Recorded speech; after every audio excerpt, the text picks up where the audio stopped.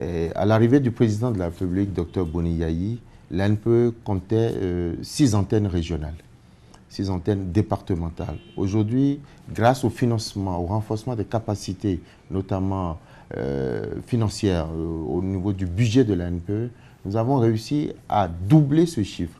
Et aujourd'hui, l'ANPE peut comptabiliser 12 antennes départementales, donc chacun des départements administratifs bénéficie d'une antenne départementale, ce qui fait que le service public d'emploi va au-devant du chercheur d'emploi, du chef d'entreprise et même des centres de formation avec lesquels nous travaillons pour une meilleure adéquation formation-emploi. En termes de fréquentation de l'Agence nationale pour l'emploi, on a de ce fait des augmentations importantes. Je peux vous dire qu'en 2006, on avait à peu près 550 personnes qui fréquentaient l'ANPE, les chercheurs d'emploi qui venaient à nos guichets. Et si je prends l'exemple de l'année dernière seulement, 2014, près de 53 000 jeunes ont fréquenté l'ANPE. Vous voyez, de 500 jeunes à 53 000 jeunes, cela donne la preuve de l'évolution et de l'intérêt que l'Agence nationale suscite. Maintenant, quand ils fréquentent, est-ce qu'ils bénéficient de nos programmes? On peut se poser cette question.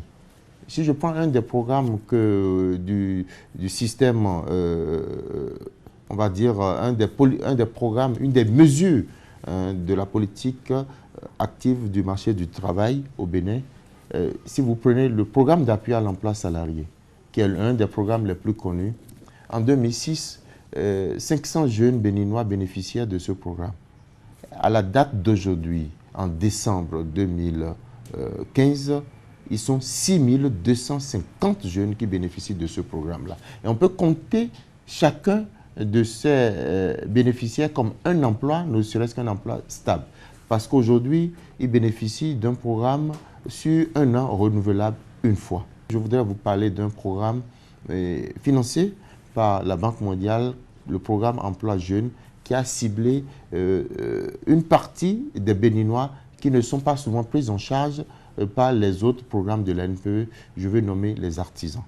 Aujourd'hui, grâce au PEJ, l'ANPE et tous les acteurs qui interviennent dans la mise en œuvre de ce programme, eh bien, nous avons l'ambition autour des 3 ans, sur les 3 années à venir, à partir de maintenant et sur 3 années, et nous avons l'ambition d'impacter 17 500 jeunes gens.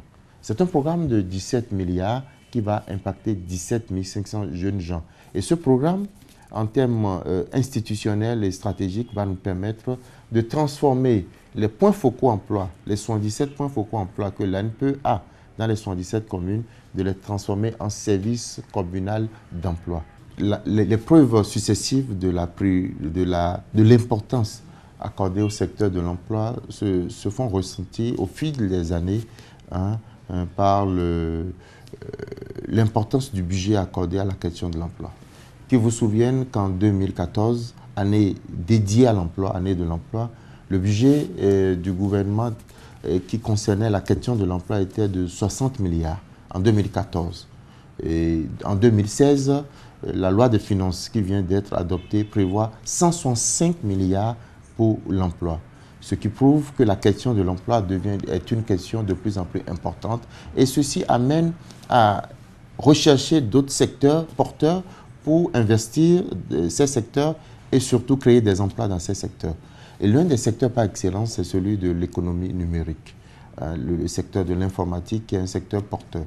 Vous savez déjà que tout ce qui est économie numérique crée des emplois et permet aux autres secteurs, que ce soit l'agrobusiness, le transport, la logistique, permet à ces secteurs de créer davantage. L'économie numérique ou l'informatique booste les autres secteurs et leur permet de créer davantage d'emplois.